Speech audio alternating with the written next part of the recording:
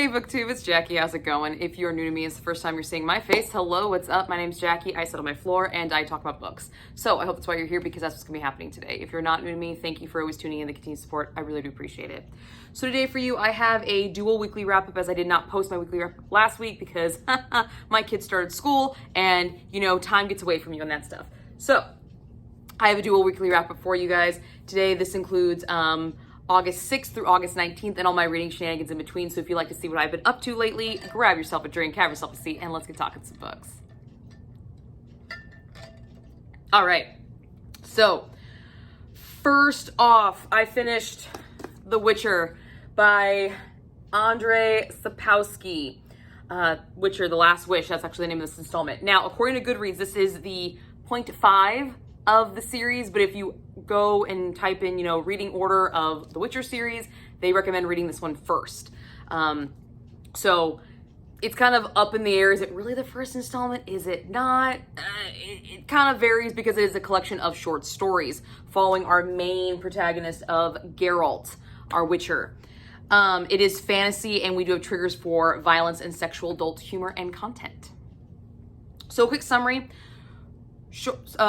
Series of short stories introducing the world of the Witchers, primarily Geralt, our main guy, and kind of just giving you a very, very brief idea of what this world entails, kind of like some of the creatures that he fights, what he does, a very, very small idea of how he was created, and then you have some random stories that really don't feel like they're making any sense, but if you've seen the actual show, The Witcher, which is on Netflix, which is the reason I picked up this book in the first place, you'll know that those are actually important. So what worked? I loved the action sequences in this. I had a good time with them. They were meticulous. I knew where everybody's legs and arms were, which is usually something I look for in sex scenes, but I also look for it in fight scenes because I hate not knowing where the fuck people are. It bothers me. It bothers me, people. It does.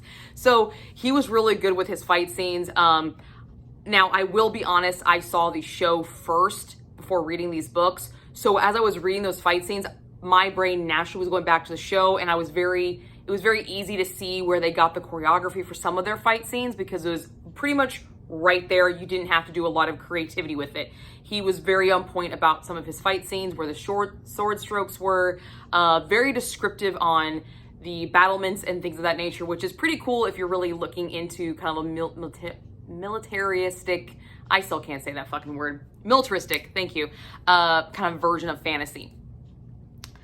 I really enjoyed the fact that some of these short stories were kind of fairy tale retellings. There were some that where you could definitely tell main idea and inspiration came from fairy tales. We do have a Snow White one, which you do see in the show, which I didn't pick up the Snow White reference in the show, but I got it here, which I thought was really kind of cool. We also have a kind of a really twisted Beauty and the Beast, which was quite comical because I remember seeing that one in the show as well, but not thinking Beauty and the Beast. But in the book, definitely. We also have some trolls and some cursed princess tropes, classic fairy tales with those creatures.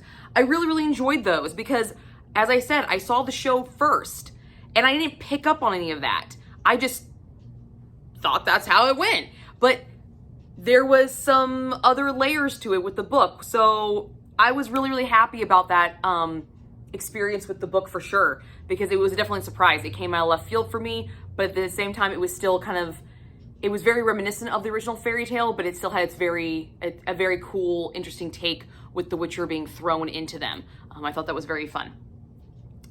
I enjoyed the introduction to the main plot points and the skill sets that would be used later. You definitely see through each story different implementation mechanics or scenarios that I know, because I have seen the show, is going to be carried down the pike later on. So it was really neat that he decided to create a short story collection showing you all these main points that will get expounded later on in the series. I don't know if that was intentional or I did not research the way this book was written. I don't know if this was actually written before the rest of the series or this was kind of released after, but suggested to read before. I didn't go into that much depth of it.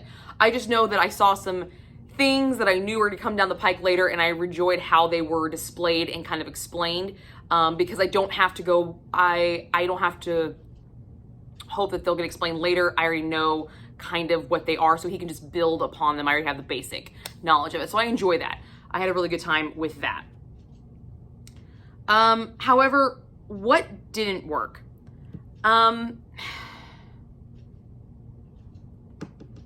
So here's the thing it's a short story collection, okay? I have not read the rest of the series. I have not read it. But do you need to read this for the rest of the series? I don't know. I kind of on the fence of maybe some of these stories, because these stories don't really interconnect at the fuck all. There's no connecting one story to the next story to the next story. There's no interconnection. What they do is they interconnect to later plot points down the road. So do you really have to read this first to read the rest of the series? I don't know. As I read the series, I will let you guys know if you have not picked the series up. According to my husband, who has read the series, it is beneficial, but not entirely necessary. But that's his opinion. I'll give you mine if you guys want mine.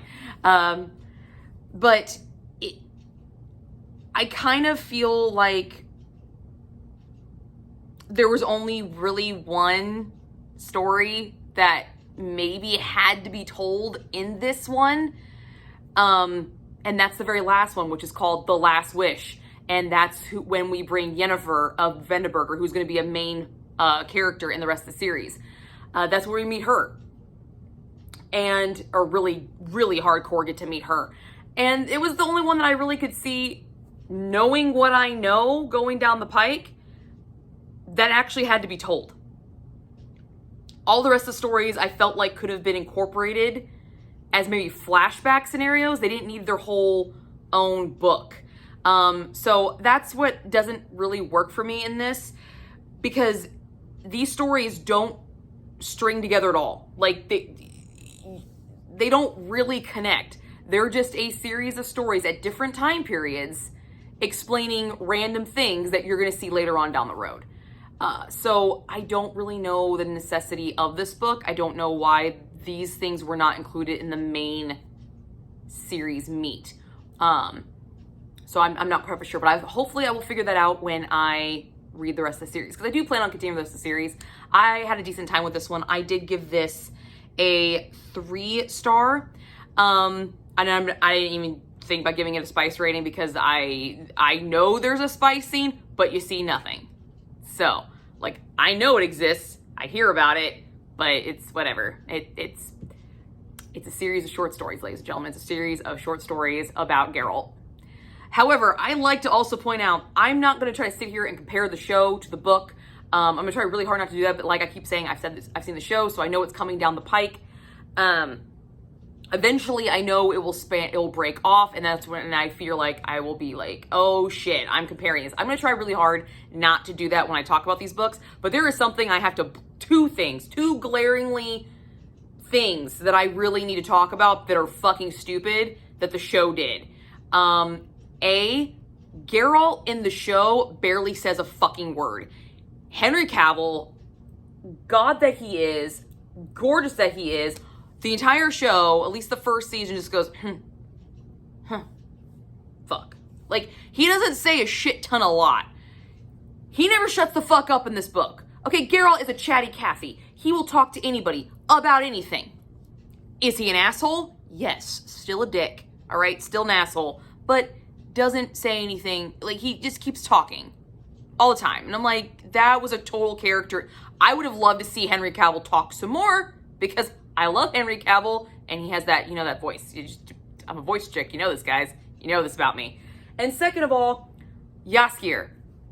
In the show, on television, his name is Jaskier. In this book, his name is Dandelion. What the fuck? Why did you change a major character's name? Like, what? I think Jaskier is a better name. It's a better fucking name. But Yeah, why? I don't understand that. So hopefully maybe something will explain with that later. But yeah, those were the two glaringly obvious things that really stuck out to me the most that I just feel like I needed to state. If you have seen The Witcher show and you were thinking about reading these books, those are two things that are going to be blaringly obvious to you and might annoy you, because why did they need to be there? I don't know. I'm not the creator of the show. But I did have a good time. I gave this thing 3 stars. I do plan on continuing with it, and I will be doing my discussion video with my husband. He's going to be rereading the book, so it's all fresh in his mind, and then we will get that uploaded. It's going to be very interesting how we do that, because we read very differently. I read very analytically, and he reads not like that. So we're gonna have fun with that, guys. The next book I completed was by M. Never, and this is owned right here. This was a TBR, a viewer TBR jar pick. So it will be getting a full book review. I have not filmed it yet, so I will be going into all the stuff I'm about to talk about in much greater detail. However, I need to start by saying I didn't really have a good time with this book. I really wanted to, but I didn't. So you're gonna see a review of a book that I didn't really care for that much. So that'll be exciting. It's something new for me, because it seems like all my reviews are fairly high up, my actual full book reviews videos. So that'll be something interesting to do. But here we go. We got a first installment to the Decadence of Art of Dark duology. I thought it might be a trilogy now. I'm not 100% sure. When I started it, I only found it as a duology, but there's another book that looks like it might be part of this series, but I haven't looked into it. So it might be a trilogy now, not quite for sure. It was a TBR rec, as I said. It is a BDSM romance. And when I mean we got full-blown BDSM. We've got collaring, we've got spanking, we got marking, we got extreme submission and dominance. We've got toys out the ass, we've got specialty ties, we've got specialty devices. Oh, we are pulling out all the fucking stops in this. I had a good time with that shit. I did. This is also a captor-captive romance. We do have triggers for drugging in this. Sexual assault, straight up sexual assault. There's no ifs, ands, or buts about it. Straight up sexual assault. And sex slavery. Sex trade. So, quick summary. We have Ellie Roberts, who is a PA, and she has wanted Kane Roberts since she started. She has seen this man, and she's been drawn to him. And he has been drawn to her, vice versa. And after one board meeting of their casual flirting that they do, she finally decides to shoot her shot and invites him to her boss's birthday party at a bar. And they go, and she wears this dress to fucking die for. This is the revenge dress beyond revenge dresses, okay? Black, slinky, low back. She is all about it, and he is just drooling for her, okay? Setup sounds really fucking dope, right? Yeah, we're doing this. They hit it off. They do some super sexy kissy time in the bar. Yes. And then some douchebag walks in, and Kane's like, fuck, what the hell is this guy doing here? And he has to get Ellie out as soon as possible, because this guy's a fucking douchebag and happened to say, I want her. And then this one statement starts these wheels turning in Kane's head, where he has to go against everything that he is secretly fighting against, and that he secretly is, because he has a closet full of skeletons, ladies and gentlemen. Yes, he has to go against it and basically become what he doesn't want to become to protect her from what he is becoming. Yes, circular thought. Yes, that's exactly what I thought. Kind of what the fuck? You need to become what you hate to protect her from what you're becoming that you hate. Let that sink in. Okay, just let that sink in. So, he drugs her, kidnaps her, and turns her into a sex slave in his high-class brothel. And that's where our story really kicks off, because the rest of this book is pretty much just straight sex. If you're looking for some smut, here you fucking go. This is probably 90% sex. All right, 90%. Not a bad thing, not a bad thing. Because what worked was the fucking sex scenes. The carnality of this book, oh my God. We are talking dripping wet. Toys out there. If you like BDSM sex scenes, this is something you want to read. Straight up great BDSM sex scenes. great training sessions, collaring, spanking. We've got some nipple clamps that pop out. We have a clitoral clamp that scene's just fucking dumb, stupid. What? Like, where do you get one of these kind of things? Like, kind of shit. We're talking leashing. We're talking pet play. We're bringing out all the fucking kink galore in this fucking book. And they are hot scenes. They are fucking hot. I will give this book that these scenes are fucking fire. Okay? And that's about as far as it went with me. Because what didn't work was when we got into the room and we finally got a scenario from Kane where he's explaining kind of his inner monologues without giving much away, that he's trying to protect her by being what he's protecting her from to him. Better the enemy you know than the enemy that you don't, kind of circular bullshit thought. I figured out the ending really fucking fast. It was a very obvious twist ending, and it was not a strong enough twist ending for me. It just wasn't. It was not, that reasoning was not strong enough for what he put this bitch through. And I'm going to tell you right now, if you watch that video, I will be spoiling this book. I'm not going to spoil it here for you guys. But there was no way I could talk about this book without actually spoiling it. I did not really care for the hero or his kind of hero counterpart. And that is because of the scenarios that the author has set up. I didn't see, their logic did not make sense to me. It sounded very circular and very backwards, and there was another way. There was another fucking way. You just didn't want to fucking do it. You didn't. Straight up, you didn't. You wanted to be the fucking domination asshole. You wanted that because it turned you on and you wanted it pulled. You wanted it forced. You wanted to take the submission. You wanted to dominate her, but you also wanted her to freely give her submission, and you never gave her a chance to fucking do it. You wanted to force her to freely give it, and that's backwards. No. And all of the sex scenes lacked romantic attachment to me. Like, this was sex. This is a smut book.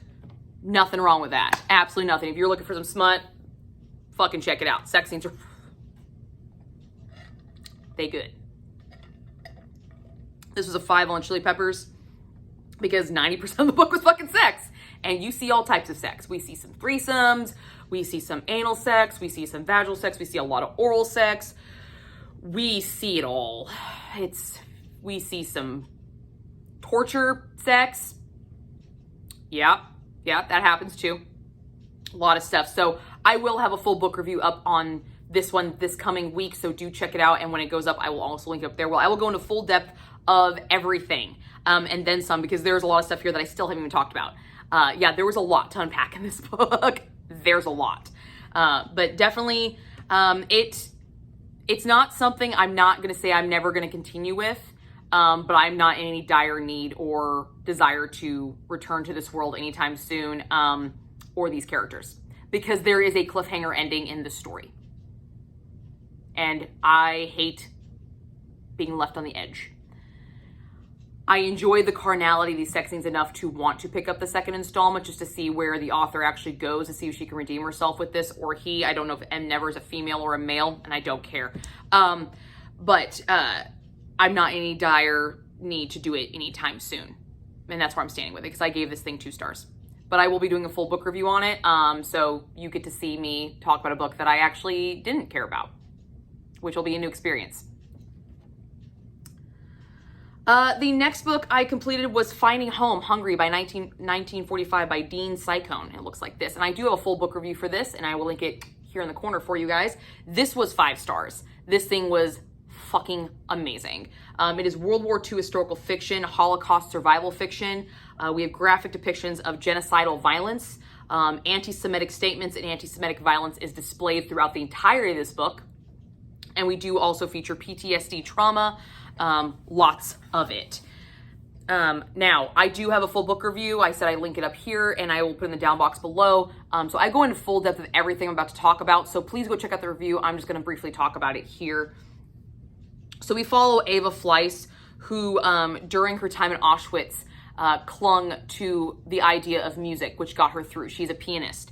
And her and a few other remaining survivors from Auschwitz are being returned back to their hometown of Laszlo, Hungary, and trying to reacclimate themselves back into the world. And this is the same town, the same people that deported them, and then after they were deported, took all of their belongings, took their homes, took their businesses, and now they have to try to regain it back and regain some kind of semblance back of what they had. Now, what worked in this, the opening scene was so captivating. Oh my God. Straight up, this thing sucks you in.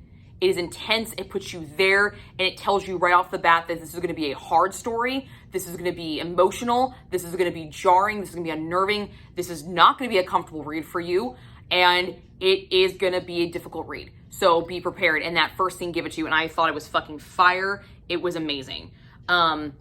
The way the author handled all the atrocities that the Jewish people experienced, the way he talked about them, the way he gave the detail, he was tactful with it, he was honest with it, he did not shy away from the brutality of it. He put it right in your face to remind you this fucking happened, and you're gonna, to understand what these people are going through and my characters are going through, you need to know what they experienced. So I'm gonna tell you full out, straight out what happened. And he does. He does not shy away from it at all, but it's very tactfully handled, very, very well. His story development was on point. I love the way he used his flashback scenarios to when he flashed back to the Auschwitz camp, to modern day, and all the way back prior to Auschwitz. This flashback sequence he did was seamless. It was on point. I had a great fucking time with it. I loved the way he demonstrated all the character struggles on both sides of the fence, literally and figuratively. He demonstrated the struggles of the Jewish people coming back and being reacclimated, their progression from anger to acceptance to some of them having to play this game to get what they wanted, all these different scenarios. And then with the people that deported them, the guilt, the possessiveness, the jealousy, the acceptance of the fact that they fucked up and now they got to return the favor, they have to fix it. Just all of these different struggles of all these different people. And it was phenomenal the way he handled all these emotional baggage and turmoil within such a very small scope. And you had a very good idea of who we were talking about, where they were at in their emotional journey, if they were ever going to come out of it or if they were going to regress back, because there are some regressive personalities in this story, very much so.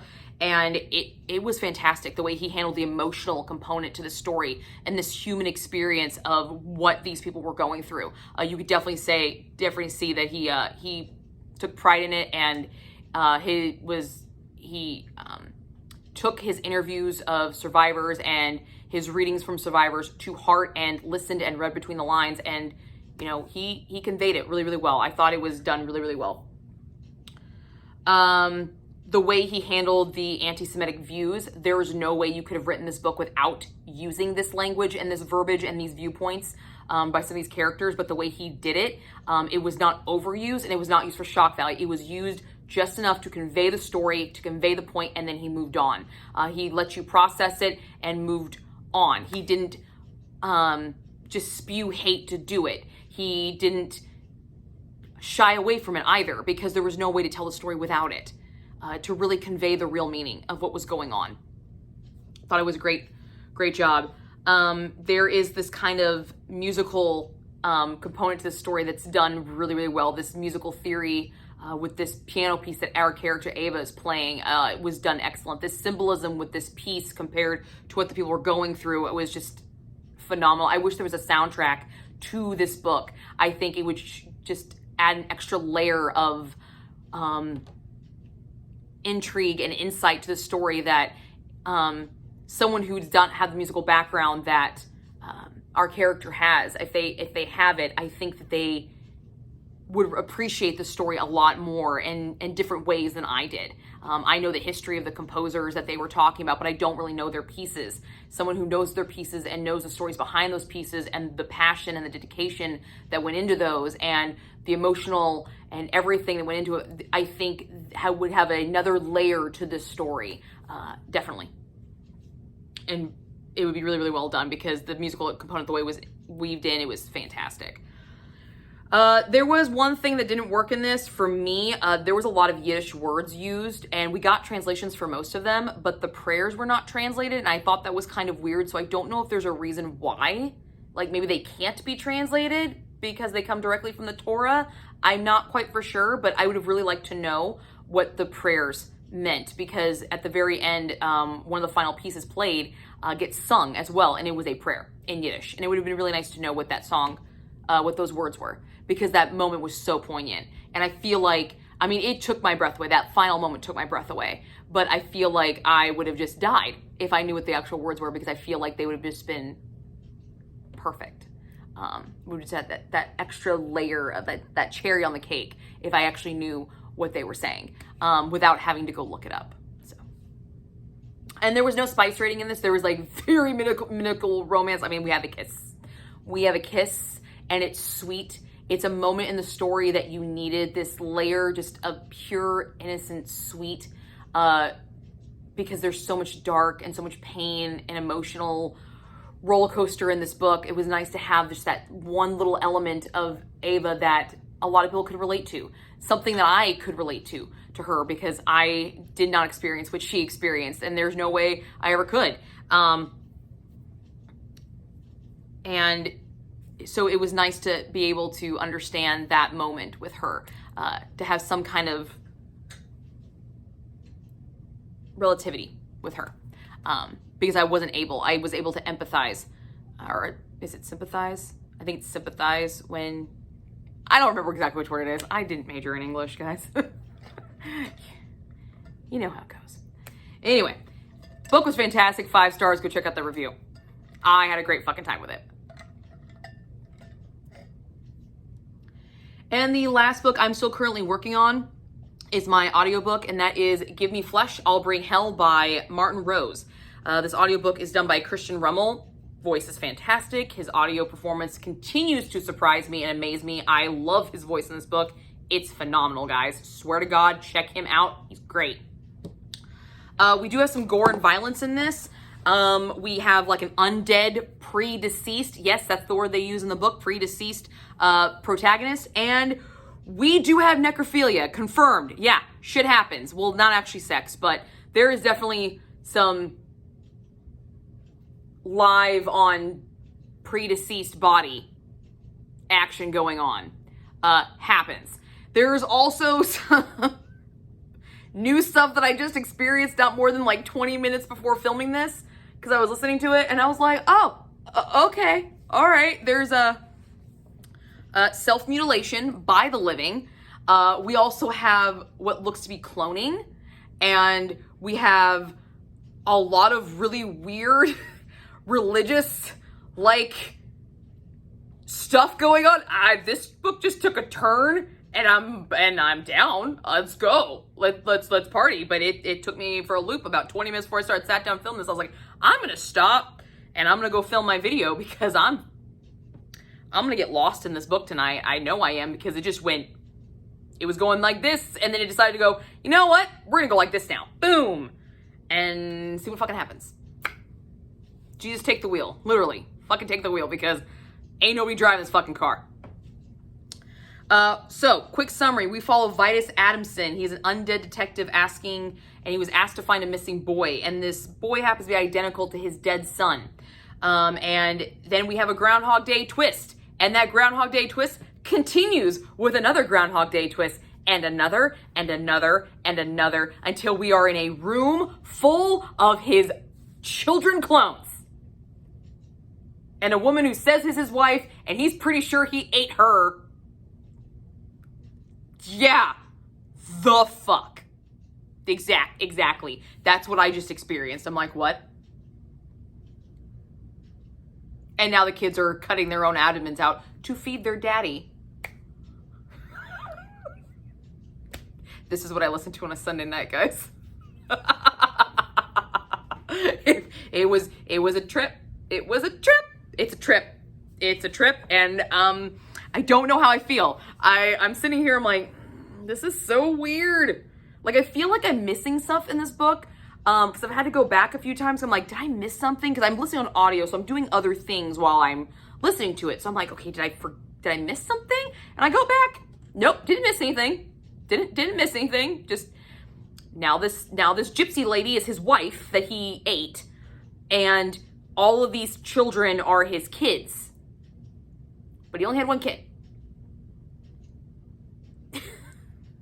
This like cult fetish cannibalistic, is it cannibalism if you're a zombie still? I don't know.